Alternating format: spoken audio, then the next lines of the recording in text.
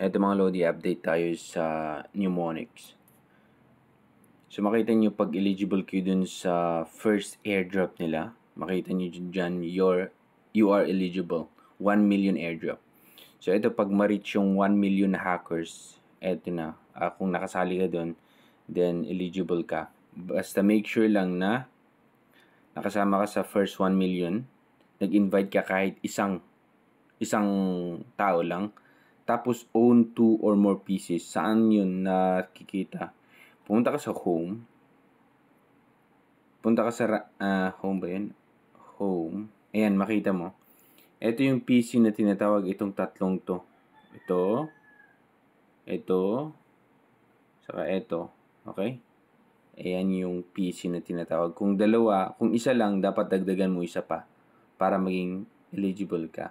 Pero wag mag-alala kung hindi ka eligible, Lodi, sa airdrop ng 1 million. Bakit? Kasi nga, tuloy-tuloy pa rin. More airdrops are on the way. Stay tuned for updates. Okay? So, exchange negotiation, tapos na.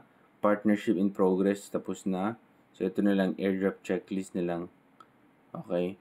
So, not sure lang kung kailan, pero may ipopost sila sa Twitter kung yung detailed about dito sa airdrop ng 1 million. Tapos, meron pa, okay? Ito pa rin, nag-hack pa rin ako. Ayan, patuloy pa rin yung nag-hack. So, continue lang mga Lodi. Kung hindi ka pa nag-join, pwede ka mag-join, link nasa baba mga Lodi. So mga Lodi, paano mag-KYC dito sa Marina Protocol? Punta lang kayo dito sa my profile. Makita niyo yung KYC tab. And then, I have read and agree. Next. Connect niyo yung Twitter niyo.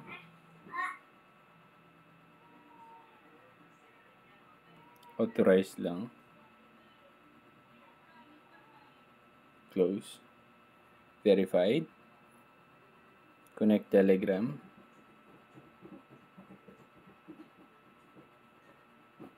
Accept. Continue. Close. Ayan. So, verified na mga Lodi. Okay?